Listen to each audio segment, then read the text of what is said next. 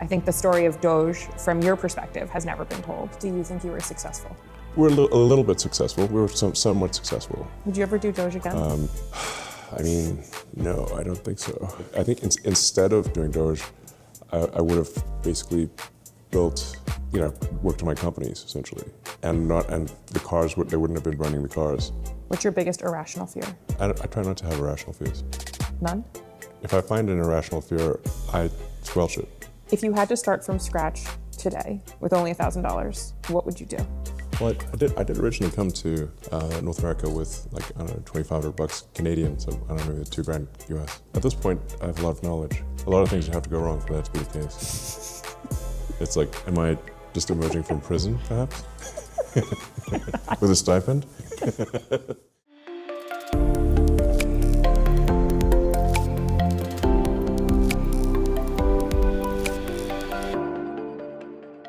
Hi, everyone, and welcome to this week's episode of the Katie Miller Podcast. We are in Texas today, joined by the one and only Elon Musk.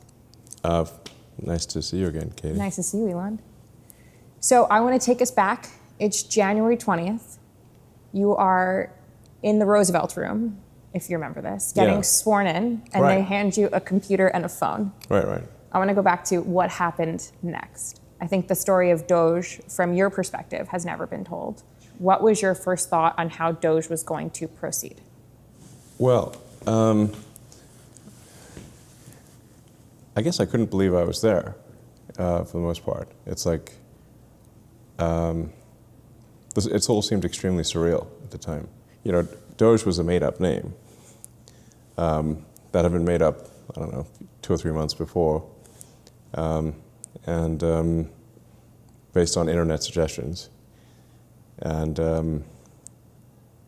I was going to call it the Government Efficiency Commission, and then someone on the internet said, no, it should be the Department of Government Efficiency, DOGE. I'm like, that sounds great. So we just kind of made up a department. Do you think you were successful? We're a little bit successful. We were somewhat successful. I mean, we stopped a lot of funding for that really just made no sense. That was just entirely wasteful.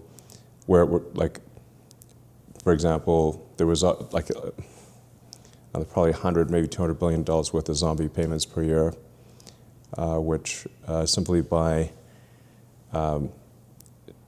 enforcing that there be a payment code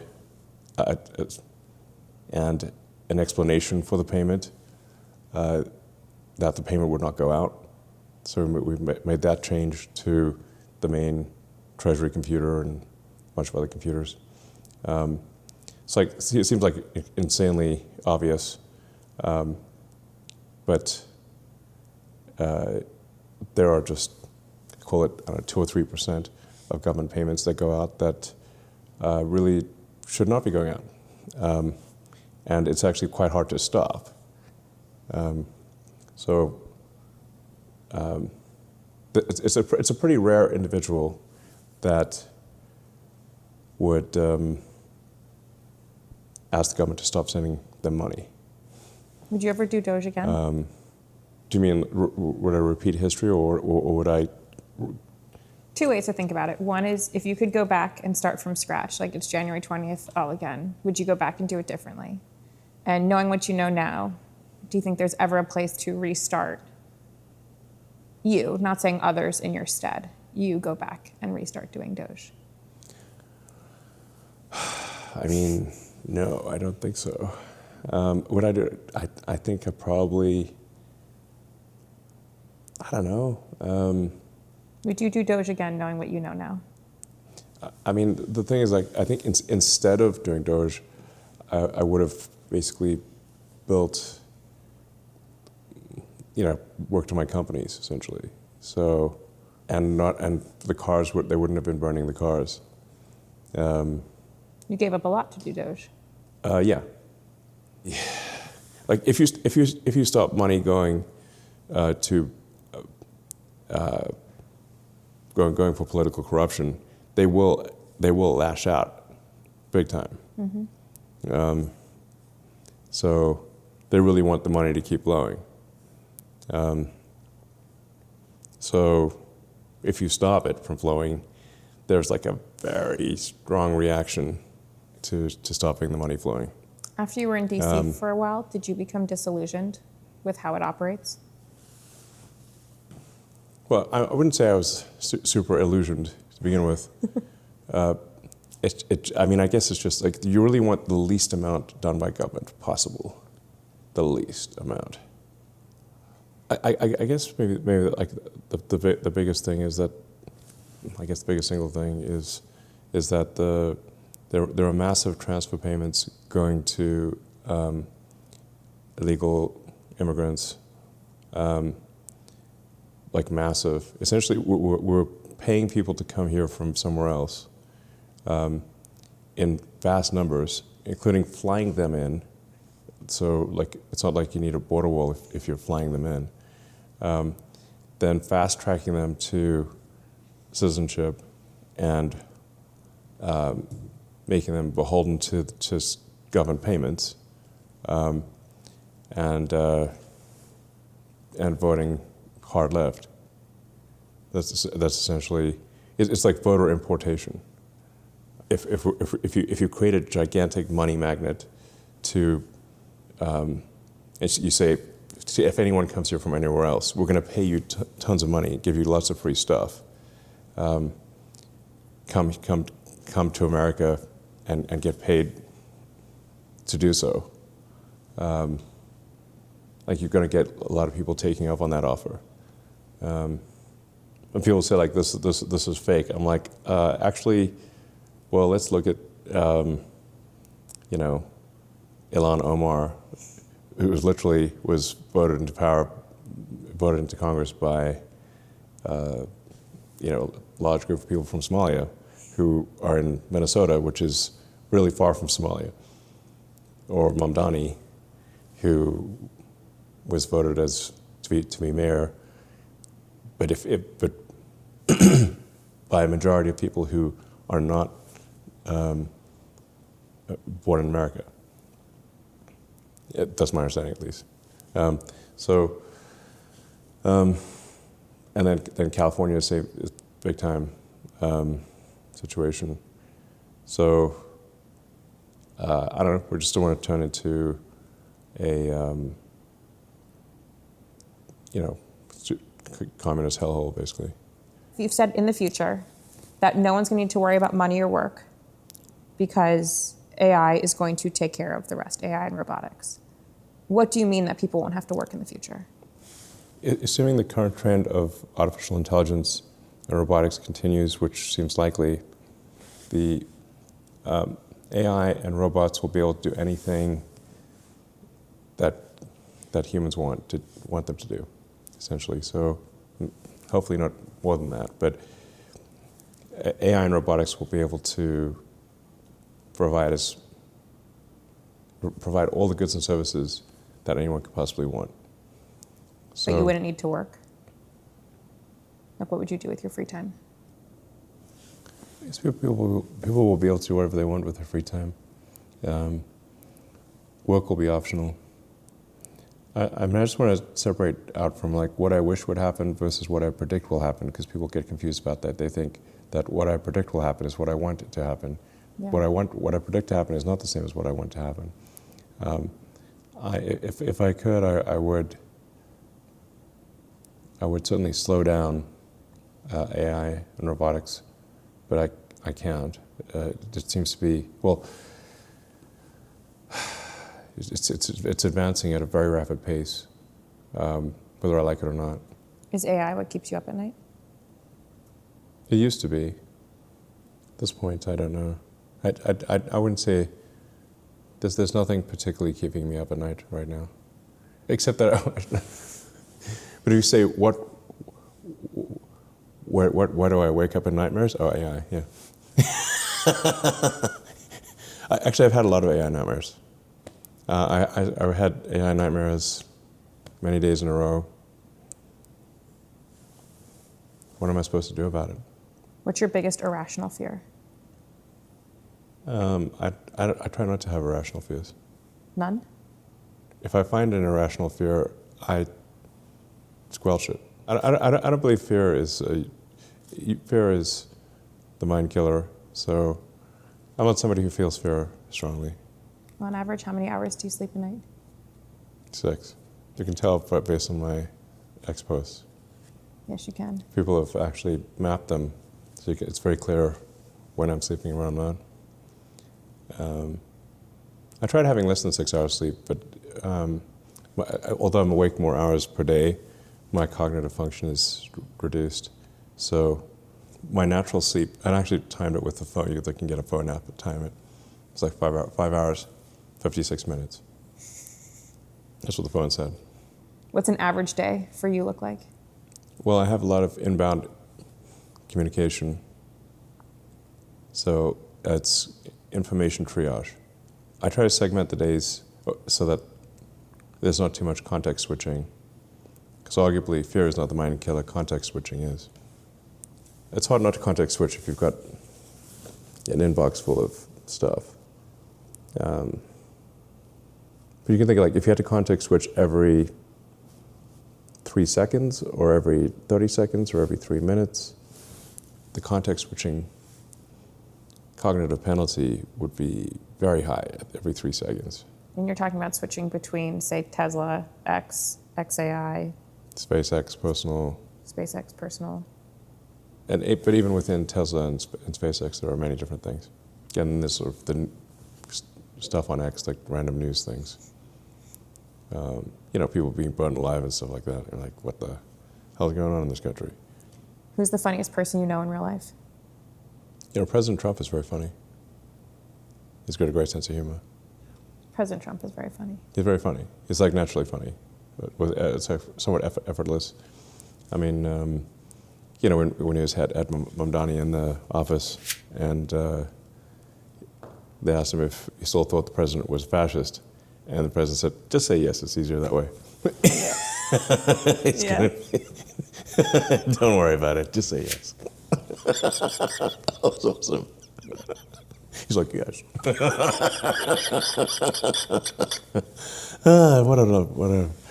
How silly. Who do you look up to the most? The Creator. What's your current position on God? God is the Creator. You don't believe in God, though, do you? Well, I believe this universe came from something. People have different labels. When's the last time you did something extremely ordinary, like go to Target or CVS? I can't go to things where there's the general public because there's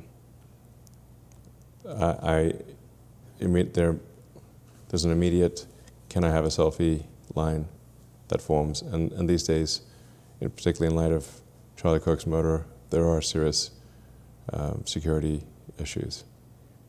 It's not that I don't want to, I simply can't. Has Charlie's murder changed how you do things?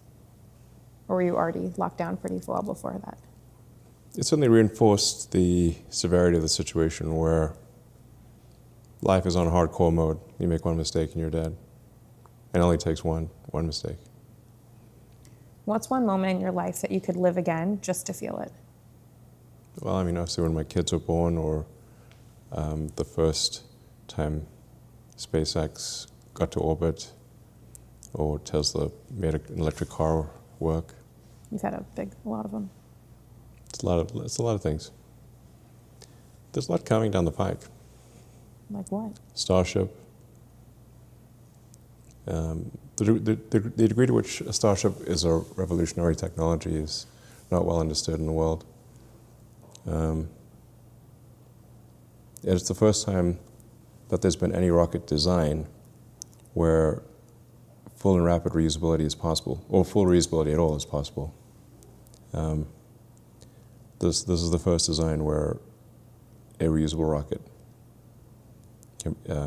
is one of the possible outcomes, where success is in the set of possible outcomes. Are you talking about in V3 or V2? Well, we could have made V2 reusable, but there were a lot of performance improvements for V3, so it made sense to go to V3. The there's like 10,000 different changes between V2 and V3, maybe more than 10,000 really.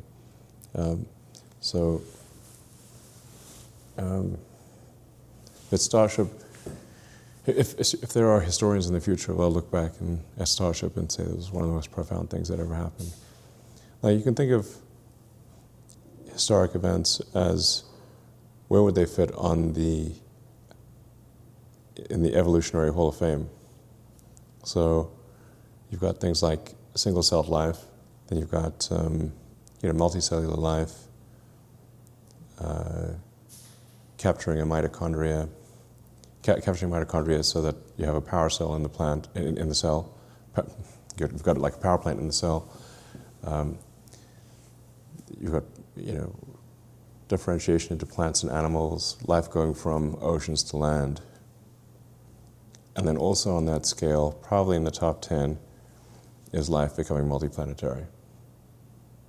There just aren't very many things that are in the top 10 of the evolution of life, or where you could basically say, you could evaluate any given civilization or any given life form as, on that scale. So life becoming multi-planetary, it's on the top 10. It needs to be sustainably multi-planetary, so not just visiting, but actually multi-planetary in the sense that if you have planetary redundancy, so if one of the planets, if there were to be a catastrophe on one of the planets, the other planet would survive. Are all of your companies... Starship is capable of doing that for the first time in history, and no AI was used to create it, so the AI will appreciate that. Are all of your companies working towards that same goal to help us become multiplanetary? Like, does the AI exist to be able to help life on Mars, or is that primarily for what is happening here currently? Tesla is mostly about making sure life on Earth is good, and XAI is about that too, because multiplanetary means Earth's got to be good, and you need another planet. Sometimes people think because they have legacy templates, mental templates, they think that going to Mars is an escape from Earth, or that it would be some place where billionaires would go or something like that. But actually Mars will be very dangerous, and the moon base will be also dangerous, much more dangerous, and much less comfortable than Earth. So the people that would go in the early days to make life multiplanetary on Mars or the moon, they would have a much higher risk of death than if they stayed on Earth. And things would be cramped and uncomfortable. So that's the sales pitch for Mars. It's going to be uncomfortable. The food won't be as good as Earth. You might die. It's going to be a massive amount of hard work. And it may not succeed. That's the sales pitch. It's the same as when... Do you want to go? Same as when people came to America. Yeah. You didn't want to be in Jamestown. No. People went anyway. Yeah, maybe if there'd been social media back then, they would have saying, we're all dying. Here's videos of us dying. Would have probably put a damper on future voyages, but a whole bunch of people just disappeared. We don't know what happened to them. You talk a lot on X about wardrobe and how you wish current wardrobe would be differently. I just think, from a fashion standpoint, we should evolve. It's like my son Saxon said at one point, why does everything look like it's 2015? And I was like, damn, everything does look like it's 2015. It's like, if you took a picture from 2015 and said in 2025, it looks exactly the same. There were stylistically, things are the same as 2015. We've not moved the needle in a decade. So what should it look like? Something new. Like the 60s had a definitive style, the 70s had a definitive style, the 80s had a definitive style, and then the 90s also had a style, but then you start looking at the 2000s and the 2010s, and it's like less and less every year. I think we should evolve our style. And if you look at some of the older paintings, of past cabinet secretaries, some of them, like, they look cool. Like, their jackets are cooler than what we have right now. They have sort of like a high collar and like a sort of, I don't know, some sort of, what do you call those things? Ascot or something like that. I mean, it just looks cool. Like, so, but we don't, everything's like a very normal looking suit at this point. But like literally the same as 2015. I'm being generous, because arguably the same as 2010. Yeah. So in 15 years, and I'm like, from a fashion standpoint, I don't think we've moved since 2000 in 25 years. If you showed someone a picture of, this is a bunch of dudes in 2000, this is a bunch of dudes in 2025. Which year is which? So I think we should, I don't know, spice it up a little. What's a conspiracy theory you believe in? I mean, which conspiracy theories haven't come true at this point? We've run out of conspiracy theories that, because they've all come true, as far as I can tell. Yeah. I mean, I don't know if any aliens, people always ask me if there are aliens. I have seen no evidence of aliens. No one on the SpaceX senior team has any evidence of aliens, because I've asked the team, like, guys, am I missing something? Has anyone on the team, has anyone seen any evidence of aliens? Does that include UFOs? That's just an unidentified flying object. So UFOs, like, it could be like some new weapons program or whatever that's, some hypersonic missile or something like that. That would be technically a UFO, but it's just basically some weapons prototype. It's not like aliens. So, although Neil Armstrong, Neil A, spelled backwards, is alien. Coincidence?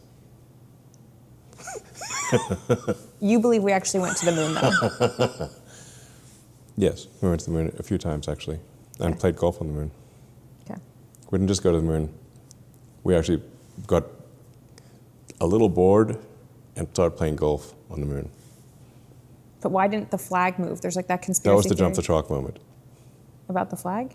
No, the playing golf on the moon. Oh, okay. They literally did. No, I understand that. Yeah. Whacked a golf ball on the moon. There's no gravity though, right? So There is gravity, 1/6. If it wasn't gravity, you'd just float away. Okay. There's no atmosphere. Okay, fair. But there is 1/6 gravity. What's the biggest misconception about you? I don't know. How would I know? What do you think? I think I get asked this a lot when I do interviews about you. Me? Oh, I got asked, everyone always thinks you're a very difficult person to work for. Oh. Which I think you're very kind. Thanks. And like people think you are like a very demanding boss. I think that I've never heard you yell at any employee. Yeah, I don't yell. I think every employee who works at every single one of your companies is incredibly mission driven, which is unlike any other workplace I've ever seen. Like Starbase is the most inspirational place you'll ever go to. Right. Everyone is there to work on a singular goal. And so I think to me, the biggest misconception about you is how every employee at all of your companies are fiercely loyal because it's all mission driven. And you're a very good employer to work for. And I think people assume you're not. Right. Well, why would they think anyone would work at the companies? Yeah. Talented people can go work anywhere they want. So they're only going to work at one of my companies if they want to, and if they're mistreated in some way, they would leave and go work somewhere else. How'd you come up with the idea for Starbase? Well, I think we needed something inspirational. We kind of have a lot of star things, so we got Starlink, Starship. Well, where would Starship depart from Starbase? I mean, Starbase is, as you've mentioned, it's like, I think it's probably the coolest place on Earth. I agree. And it used to be a sandbar down by the Rio Grande. mean, it's only like 3 feet above sea level. So we built a gigantic rocket factory and 2 giant launch towers down by the river, literally within sight of the Rio Grande, and on an actual sandbar. Kind of had to have like an inspirational name. And then we made it a city. So it's an incorporated city, like legally a city. You don't hear about new cities being formed that often. The last time there was a company town, it was Disney World. Yeah, I think Ford had some kind of like company town situations, but yeah, Disney World is it's literally its name. Yeah. I'm Walt Disney. This is my world. Yeah. I've gone from land to world. Yeah, it got like incorporated as a city and got tax exemption, which was like was a big deal. Yeah. I've been to Disney World probably 10 times. Really? Yeah, maybe more than 10, but at least 10 times. Because Cape Canaveral is right by Disney yes. World. This makes sense now. So when I'd have the kids, then I would, my older kids, and we're trying to get the rocket launched from Cape Canaveral, then, the thing they'd want to do is go to Disney World or Harry Potter Land. What's your favorite ride? I'm sort of tempted to say Space Mountain, I suppose. Yeah, probably Space Mountain. I mean, I do think Space Mountain needs an upgrade. It's a little herky-jerky. It doesn't look quite as sci-fi as it used to. No. You know, it's like the day before yesterday's tomorrow, which is still yesterday. What's your favorite age to parent of your kids? Generally, kids are the most fun between 5 and 10. Do you think humanity is inherently good, or is it just trying to be? The concept of good wouldn't exist without humanity. I do think humanity is on balance good. You know, I generally think like increasing the amount of consciousness in the universe is a good thing. Try to understand the nature of the universe, which you can only do by increasing conscious awareness. I mean, I've thought about like, how did we get here? Because if we did start out as a hydrogen gas cloud that sort of condensed and then formed stars, and then these stars exploded, and then they recondensed, formed stars again, and then exploded again, and then eventually you get to us, 13.8 billion years later. And one of the interesting questions to think about is, how many times have your atoms been at the center of a star? I think it's like, on average, 3 or 4 times, something like that. Then how many times will your atoms be at the center of a star? Estimates vary, but it seems like we're roughly halfway. So your atoms are likely to be at the center of the star maybe another 4 times or something like that. It depends on what your predictions are for the future, but in terms of existence as measured by the number of times your atoms will be at the center of a star, we seem to be roughly halfway. That really, if you want to look at the big picture, that's the really big picture. What's one invention that's made us worse, not better? What's one adventure that's made us worse? Mm-hmm. Invention. Maybe short form video. It seems to be rotting people's brains. What's one piece of technology you hope never gets invented? I hope never gets invented? Like it's going to destroy us all. Or you think with the proper safeguards? Well, I mean, obviously I hope that people don't invent a virus that can kill all humans. Like, that's an obvious thing. Yeah. I mean, generally I hope inventions that destroy consciousness are not invented. I think the future is going to look very interesting. So I do have this theory about the predicting the future, which is that the most interesting outcome is the most likely. Which, if simulation theory is accurate, makes sense, because if anyone is simulating a wide range of futures, they're going to stop the simulation when it gets boring. Because this is what we do in our reality. So if SpaceX is doing, or Tesla doing simulations to understand how a car would work, or robot, or spaceship, or something like that, we'd run all these simulations in the computer. And the simulations that we pay attention to are the ones that are the most interesting.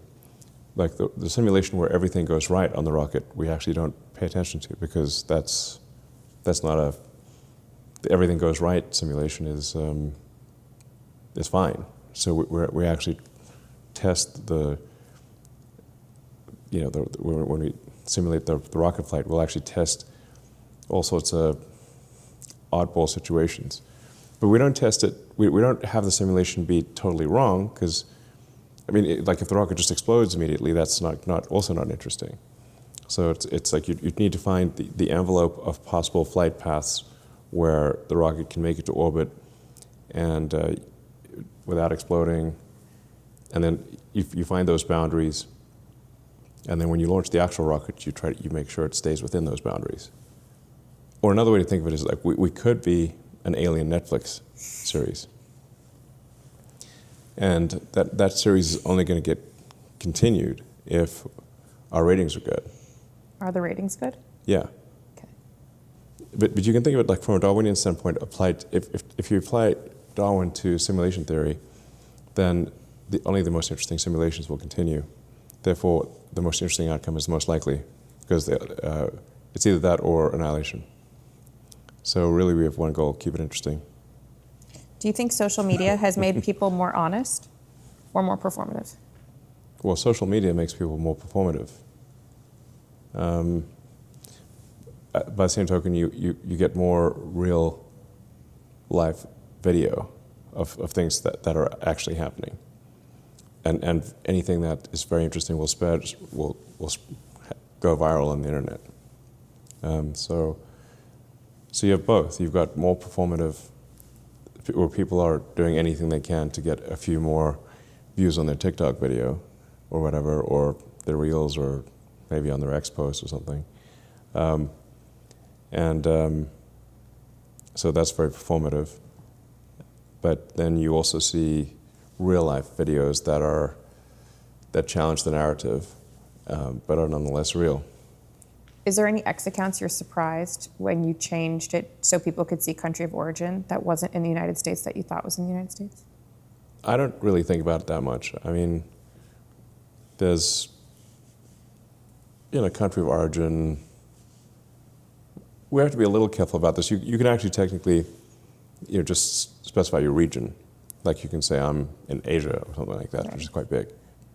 But it does make it a little harder that if somebody is trying to pretend that they're, say, a member of the American public, or in Europe or Africa, wherever, if they're, if everything about their account is from a different continent than they are pretending to be from, it gets a little harder to pretend. We don't want to dox people, but we kind of think you're not really doxing someone if you say which continent they're from. Yeah, I think it's fair. Yeah. Okay, so in every episode, we've played Would You Rather. Okay. Would you rather save humanity from extinction on Earth, or guarantee its survival on Mars? It's a false dichotomy. I think I'd say guarantee Earth. Earth's much better than Mars, to be clear. Mars is just our best option if we want to become a multi-planet species. It's really our only option if you want to become a multi-planet species. You've got Mars, which is very difficult but not impossible. Earth is much better than Mars, but we can't. I think it was Tsiolkovsky, or I think he said, Earth is the cradle of civilization, but we can't stay in the cradle forever. Would you rather be a Marvel superhero or a Bond villain? I think it would depend on which Marvel superhero or which Bond villain. I suppose I'd rather be a Marvel superhero. They did model Iron Man in the movies after me. Yes. So. You were in the Iron Man movie, right? Yes. That's pretty cool. Yeah, Robert Downey Jr. and Favreau met with me to toured SpaceX and stuff. So, in fact, Iron Man 2, a large part of the movie is filmed in SpaceX. Really? Yes. If you watch Iron Man 2, you'll see that the SpaceX factory is the actual background. That's so cool. Yeah, it was cool. We had Scarlett Johansson doing martial arts in the lobby. Actually. Yeah. And you expect me to believe this is all real? It's a simulation. Exactly. What are the odds? Yeah. I mean, if you were me, No, I agree with you. would you think this is real or a simulation? Your life is a simulation. Yeah. Your life gets to be the simulation. Yeah, and I'm like doing all the side quests and everything. Yeah. What's your best side quest? DOGE, probably.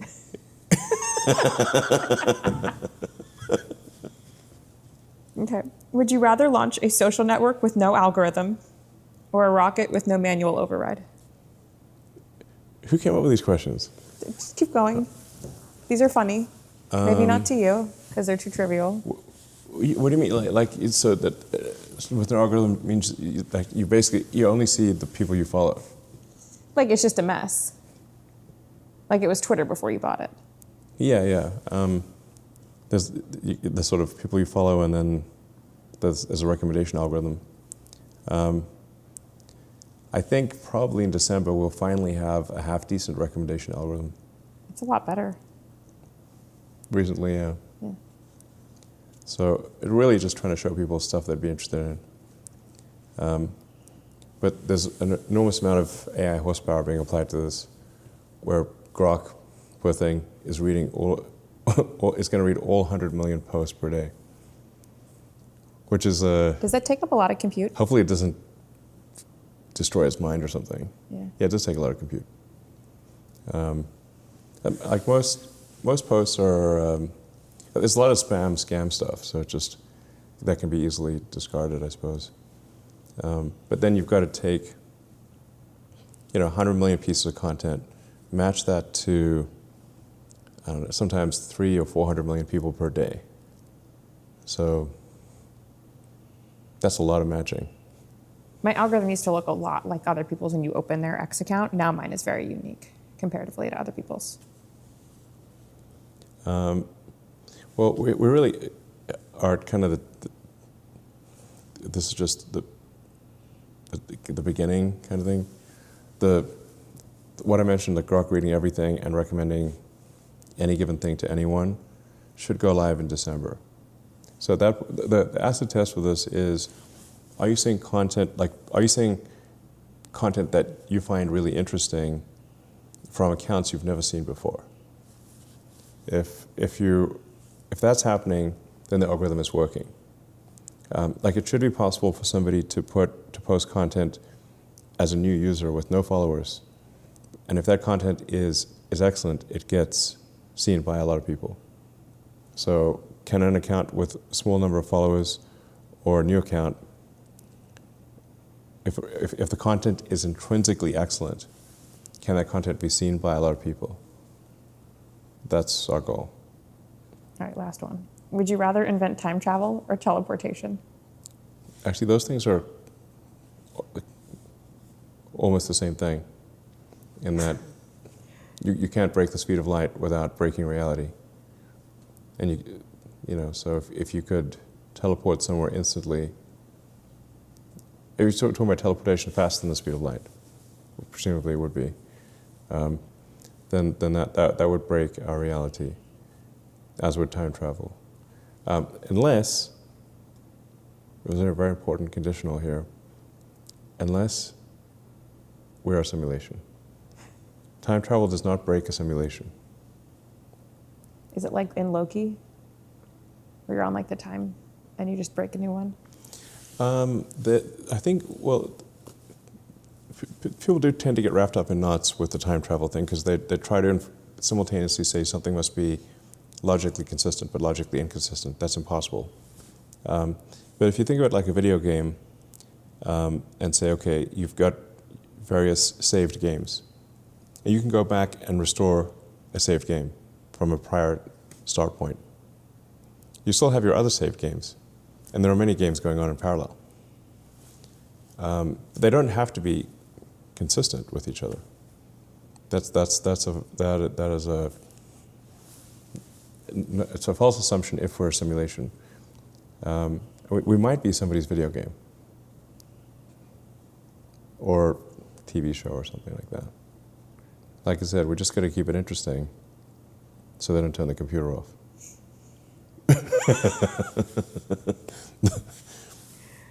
I'm just saying, if that's true, keep it interesting, or they're going to turn off the computer, and they might. Please don't delete us. Please don't delete us. Please don't delete us. We'll keep it interesting, I swear. You keep it interesting. Yeah. So if the most interesting outcome is the most likely, what do you think are the most interesting things that can occur? Now, most interesting is not what you want. It's just as viewed by a third party. Let's say this was, for argument's sake, an alien Netflix series, and you were trying to maximize your viewership, maximize your ratings. It's actually an interesting thought experiment. It's not actually not that interesting if everything just blows up. It's over. That's not that interesting. It's not that interesting if there's a calamity that wipes out all the humans. The show just ended. But, I mean, fortunately and unfortunately, if there is drama that, like war or something like that, that is interesting. I mean, people will go to movies and watch, say, a World War I movie where people are getting blown up from cannon shells, and they're in the movie theater eating popcorn, drinking a soda. Like you wouldn't go to a movie where everything was just perfect and stayed that way. You'd leave the theater. A good romance story doesn't. There's always a story arc. There's always an arc, and it's generally not a linear arc. So it's not going to be like things start here and just go straight up and to the right and end up in a good place or something like that. There's usually ups and downs. The classic sort of story arcs, essentially. Act 1, Act 2, Act 3. You have an initial rise in Act 2, fall back in initial rise in Act 1, fall down in Act 2, surge back in Act 3 with happy ending if it's a comedy or a sad ending if it's a drama. If you look at President Trump's story, it's more interesting that he lost the intermediate term and then won his second term after that. Mm-hmm. Just like the story arc. Initially up, then down, then resurgent again. If you went with my theory that the most interesting outcome is the most likely, then that was the most likely outcome. It was inevitable. What are you watching on TV right now? I am Irony Man. Something like that. I'm paraphrasing.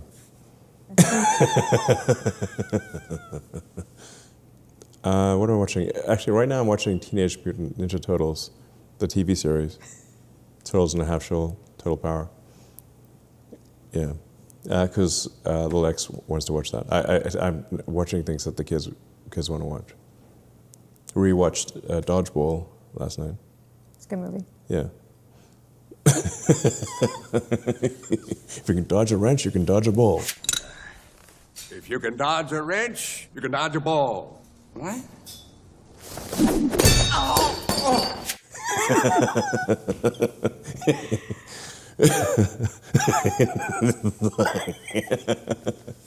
Yeah.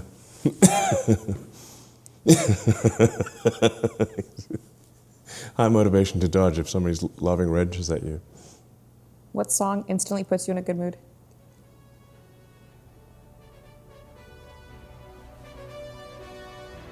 The Final Countdown by Europa.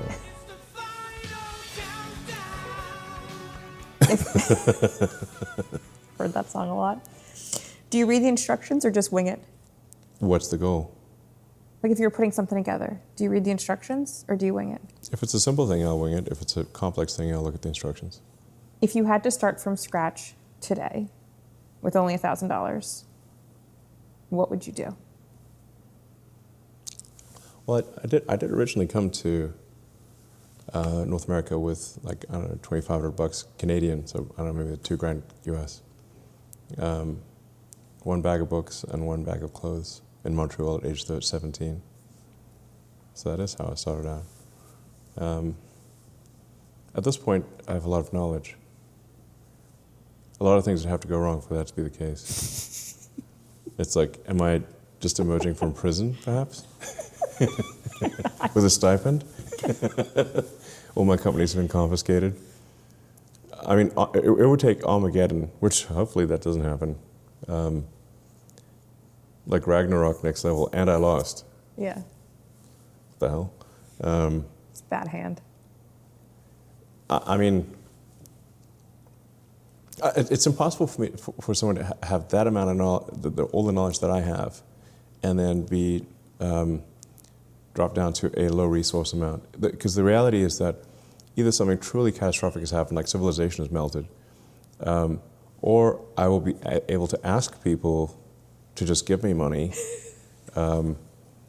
and with the promise that I will have a high return, which is what I'm able to do right now. Yeah. Like if you give me $1, you will get back much more than $1. Yes.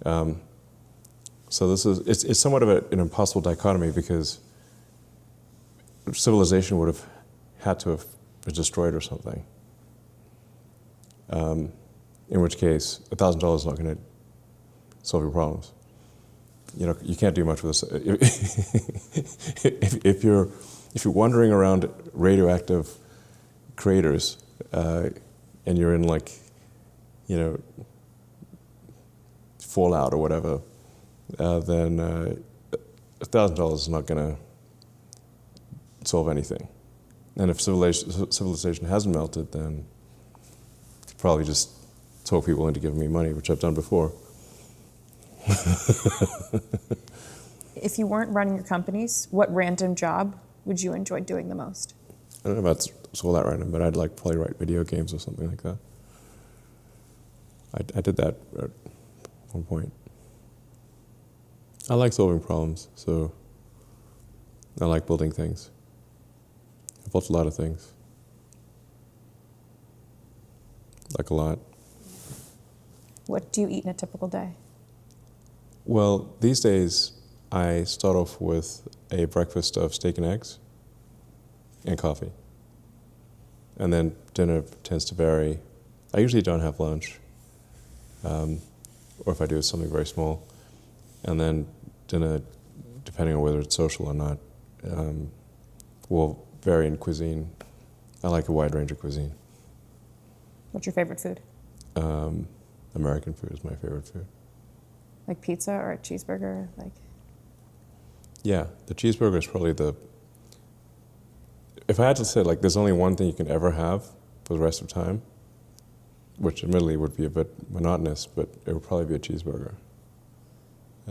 Because cheeseburgers are amazing. It's a genius invention.